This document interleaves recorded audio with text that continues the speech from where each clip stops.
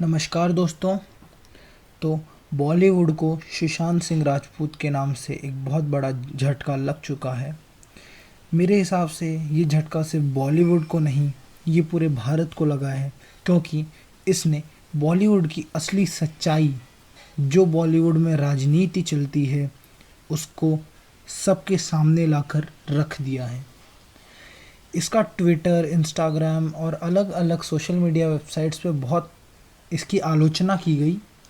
तो आज हम जानेंगे सुशांत सिंह राजपूत के बारे में। ये हमारी बायोग्राफी सीरीज़ का सबसे पहला पार्ट, तो हमने सोचा क्यों ना इनको ट्रिब्यूट दिया जाए। तो सब्सक्राइब कर दीजिए इंटेलिजेंस क्वेश्चन चैनल को और बेल आइकन भी दबा देना, हम ऐसे वीडियोस और लाते रहते हैं। तो सबसे पहले सुशांत सिंह राजपूत, इनकी पैदाइश है बिहार के जो राजधानी है पटना, उसके पास के एक छोटे से गांव में। इनके पिताजी का नाम कृष्णा कुमार सिंह और माताजी का नाम उषा सिंह था। बहुत ब्रिलियंट बच्चे थे। बचपन से ही पढ़ने लिखने का बहुत शौक था। हमेशा से अपनी पढ़ाई में हमेशा से अव्वल रहे थे। ये पूर्णिया डिस्ट्रिक्ट जो है वहाँ के रहने वाले थे। ये देखिए मैंने आपके लिए लिख भी दिया है, पूर्णिया डिस्ट्रिक्ट के रहने वाले थे। और इनकी जो बड़ी बहन है मीतू सिंह, वो तो एक स्टेट लेवल क्रिकेटर भी हैं। मतलब पूरा परिवार ही टैलेंटेड था। इनके घर में टैलेंट की बिल्कुल कमी नहीं थी। इनकी माताजी, उनका देहांत हो गया था साल 2002 में। और इसमें सुशांत सिंह राजपूत को बहुत बड़ा धक्का लगा था, क्योंकि एक 18 साल का नौजवान जिसकी माँ का हाथ उसके सर से उड़ जाता है, उसका दर्द अलग ही होता है। और इस बड़े झटके के बाद उनके जो पिताजी थे कृष्ण कुमार सिंह, उन्होंने ये फैसला लिया कि वो अपने पूरे परिवार के साथ दिल्ली शिफ्ट हो जाएंगे। सबसे पहले जब वो पटना में थे सुशांत सिंह राजपूत, तो Saint Karen's college high school में पढ़ते थे। उसके बाद जब वो न्यू दिल्ली शिफ्ट हो गए, जब वो दिल्ली गए, तो वहाँ पे भैया Kulachi Hansraj model school, Kulachi Hansraj model school बहुत अच्छा स्कूल है, वहाँ पे इन्होंने पढ़ाई की। अब ये कितने ब्रिलियंट थे, कितने ज़्यादा ब्रिलियंट थे, इसका अंदाज़ा आप इसी से लगा सकते हैं कि उन्होंने डीसी यानी दिल्ली कॉलेज ऑफ इंजीनियरिंग का जो एंट्रेंस एग्ज़ाम होता है साल 2003 में, इन्होंने उसमें 7वीं पोजीशन लाई थी। और इन्होंने अपना बीई यानी बैचलर ऑफ इंजीनियरिंग किया था दिल्ली कॉलेज ऑफ इंजीनियरिंग से। वैसे ये मैकेनिकल इंजीनियरिंग करते थे। उसके बाद ये पढ़ाई में तो बहुत होशियार थे। यहाँ पे आप देख सकते हैं, यहाँ पे मैंने लिखा है कि he was additionally a national olympiad winner. इन्होंने नेशनल ओलंपियाड तक जीत रखा था फिज़िक्स में।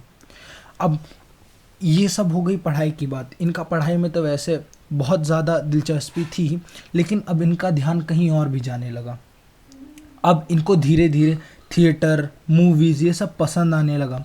और इसके बाद इन्होंने अपनी पढ़ाई कह सकते हैं छोड़ दी। एक समय के बाद इन्होंने अपनी पढ़ाई छोड़ दी। इनको अपनी पढ़ाई ओवरबर्डन्स लगने लगी। मतलब इनको लगता था कि ये पढ़ाई के लिए नहीं बने, ये किसी और चीज़ के लिए बने। हालांकि ये कदम उनका आगे जाके बहुत गलत साबित होने वाला था, लेकिन उनको लगा कि वो पढ़ाई के लिए नहीं बल्कि थिएटर, डांसिंग, म्यूज़िक इन सब के लिए बने हैं। पर जैसे कि मैंने बताया, वो बहुत ज़्यादा ब्राइट स्टूडेंट थे। पूरा घर ही टैलेंटेड था, पूरा बहुत ज़्यादा ब्राइट स्टूडेंट थे। बहुत कुछ कर सकते थे अपनी ज़िंदगी में, बहुत कुछ पाया भी था इन्होंने अपनी ज़िंदगी में। तो इन्होंने अपने स्कूल कॉलेज से ड्रॉप आउट ले लिया। दिल्ली कॉलेज ऑफ इंजीनियरिंग से इन्होंने ड्रॉप आउट ले लिया, सिर्फ 3 साल ख़त्म करने के बाद ही। मतलब 4 साल का इनका मैकेनिकल इंजीनियरिंग का कोर्स था, इन्होंने वो कंप्लीट नहीं किया, उससे पहले इन्होंने ड्रॉप आउट ले लिया। और कहाँ चले गए? मायानगरी मुंबई में अपनी किस्मत आजमाने। जैसे सब जाते हैं, ये भी चले गए मायानगरी मुंबई। थे मैंने जैसा कि बताया शैमक डावर, जिनके यहाँ पे उन्होंने अपनी डांस क्लासेस ली थी, उनका जो मेन ट्रूप था उसमें आ गए थे। यहाँ पे देखिए, inside a couple of days of joining the dance classes Rajput was chosen to be an individual from Davar standard dance group. मतलब सारे मेंबर बदल जाते थे उस डांस ट्रूप के, लेकिन सुशांत परमानेंट हो गए थे। कहते हैं ना, परमानेंट नौकरी, गवर्नमेंट की नौकरी, परमानेंट नौकरी। वैसे इनको डांस में गवर्नमेंट की नौकरी मिल गई थी डावर के यहाँ पे। मतलब वो डावर के परमानेंट स्टूडेंट हो गए थे। अब आया साल 2005। यहाँ पे इनको पर ही लग गए। इनको जो 51वां फिल्म फेयर अवार्ड्स होना था वहाँ पे इनको बैकग्राउंड डांसर के रूप में चुन लिया गया। और फिर उसके बाद जब 2006 में डावर का जो शैमक डावर थे उनका जो एक ट्रूप जाने वाला था ऑस्ट्रेलिया, कॉमनवेल्थ गेम्स होने वाले थे उसकी ओपनिंग सेरेमनी में, उसमें भी सुशांत सिंह राजपूत गए थे। अब इस पॉइंट पे इतना सब कुछ एक्सपीरियंस लेने के बाद सुशांत सिंह राजपूत इंजीनियरिंग से थक गए थे। कहते हैं ना कि अगर तुम्हारा दिमाग किसी और चीज़ में लगा हुआ है तो तुम दो चीज़ें एक बार में नहीं कर सकते हो। तो ये अपना परफॉर्मिंग आर्ट्स पे ज़्यादा फोकस करना चाहते थे रैदर देन इसमें पढ़ाई में। तो इनको लगा कि इनका फ्यूचर यहाँ पे बॉलीवुड या फिर टीवी शोज़ में हो सकता है। तो ये चले गए अपनी किस्मत आजमाने। इन्होंने अपना इंजीनियरिंग से ड्रॉप आउट ले लिया जैसा कि मैंने आपको बताया, और उसके बाद अपनी आइडियल अपॉर्चुनिटी डांसिंग को और एक्टिंग को आजमाने के लिए मुंबई चले गए। राजपूत मुंबई गए और वहाँ पे नादिरा बब्बर जो हैं उनके एकजुट थिएटर ग्रुप में शामिल हो गए। वहाँ पे इनको मिल गया। वहाँ पे 2.5 साल के लिए इन्होंने काम किया और इस टाइम पे उन्होंने जो एक टीवी एडवर्टीज़मेंट आती है नेस्ले मंच, उसमें इन्होंने काम किया और वहीं से ये पूरे इंडिया में शुद्ध देसी रोमांस में इन्होंने इनकी को एक्टर थी परिणीति चोपड़ा और वानी कपूर। और उसके बाद इन्होंने काम किया था राजकुमार हिरानी की फिल्म पीके में इनका रोल बहुत कम था पर एक्टिंग तो लाजवाब ही करते ही है। इसमें उन्होंने वो पाकिस्तानी उसका किरदार निभाया था जो इससे अनुष्का शर्मा जो थी इसमें जग्गू का रोल कर रही थी उनसे मिलता है। तो अब आया इनका ग्रोथ बढ़ते ही जा रहा था। कहते हैं ना एक होता है फ्लैट, एक होता है डाउन, लेकिन सुशांत सिंह राजपूत की ग्रोथ सीधा स्टीप स्लोप से ऊपर जा रही थी। 2015 में इनकी मूवी आई डिटेक्टिव व्योमेश बख्शी। इतनी फेमस नहीं हुई पर मूवी थी, बहुत लाजवाब मूवी थी और बहुत सराहे भी गए थे इसके लिए।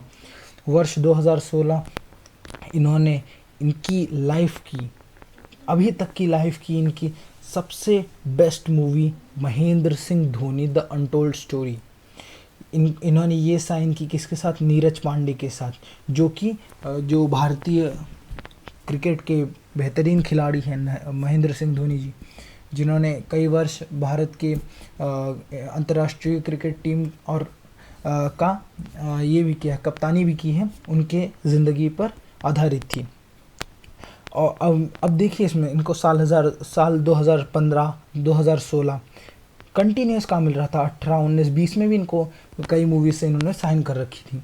अब 2018 आया, इसमें ये सारा अली खान के साथ दिखे। सारा अली खान की ये पहली मूवी थी केदारनाथ। हालांकि उन्होंने इसके साथ साथ इनके रणवीर सिंह के साथ सिम्बा भी की थी, पर केदारनाथ भी उनकी डेब्यू मूवी ही मानी जाती है, जो कि एक लव स्टोरी थी।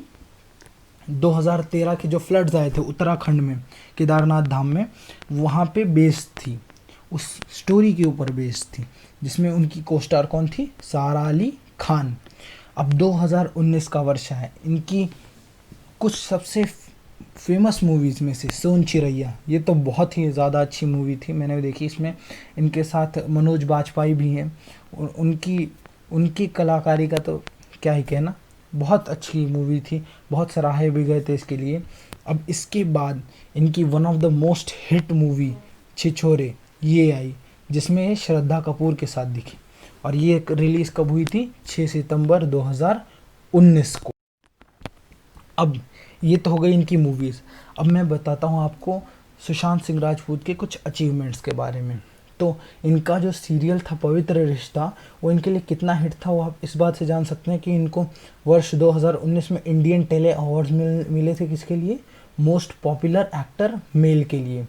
साल 2010 में Indian television academy awards most popular actor male, फिर से big star entertainment award best television actor.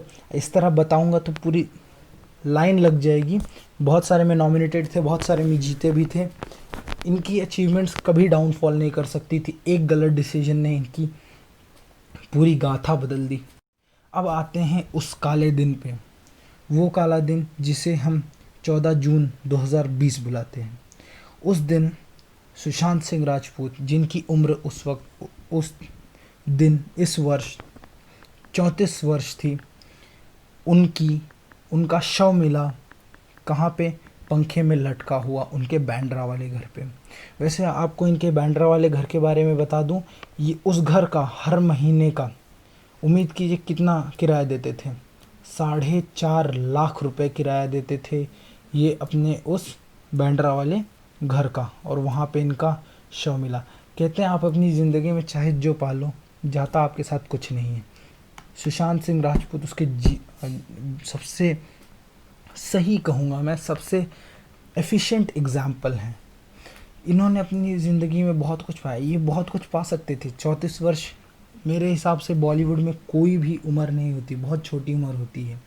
अब ऐसा कह रहे हैं सब लोग कि सुशांत सिंह राजपूत डिप्रेशन से गुज़र रहे थे। अब बहुत सारी कंट्रोवर्सी चल रही है कि सलमान खान, करण जौहर एंड वो सब अलग बातें हैं, नेपोटिज्म वगैरह, पर अगर कोई डिप्रेशन में हो, ऊपर से इनके लिए सबसे घातक साबित हुआ लॉकडाउन में इन्होंने, अगर आप किसी से बात करते हैं तो आपका डिप्रेशन कम होने के बहुत ज़्यादा आसार रहते हैं, पर लॉकडाउन की वजह से 6 महीने से किसी से बात नहीं किए थे। और ऐसा कहते भी हैं कि जब इनके घर की तलाशी ली गई तो वहाँ पे कोई सुसाइड नोट नहीं मिला था। तो जो इस मामले की इन्वेस्टिगेशन कर रहे हैं मुंबई पुलिस के आईपीएस ऑफिसर विनय चौबे, इनको कुछ मेडिकल प्रिस्क्रिप्शन और कुछ मेडिकल रिपोर्ट मिली थी सुशांत के रूम से जब इन्वेस्टिगेशन चल रही थी। सुसाइड इतना गलत ओपिनियन होता है, इतना गलत सजेशन होता है जो आप किसी को भी दे सकते हो। इनके परिवार की अब क्या हाल होगी इनको भी नहीं पता है। ये जब ऊपर जाकर देखते होंगे तो इनको भी ये कदम उठाया हुआ कदम उतना ही गलत लगता होगा जितना हमें लग रहा है। सितारा जो कि हमारे बॉलीवुड का एकदम फ्रेश चेहरा था, ज़मीन से उठ के आया हुआ सुशांत सिंह राजपूत आज तारों में मिल गया। हम उनको अपनी ओर से श्रद्धांजलि देते हैं। आप वीडियो को, अगर आपको पसंद आया हो तो वीडियो लाइक करें, शेयर करें, ताकि सबको उनके बारे में अच्छे से सब कुछ पता चल सके। वीडियो देखने के लिए धन्यवाद। मिलेंगे अगले वीडियो में, तब तक के लिए goodbye and stay safe.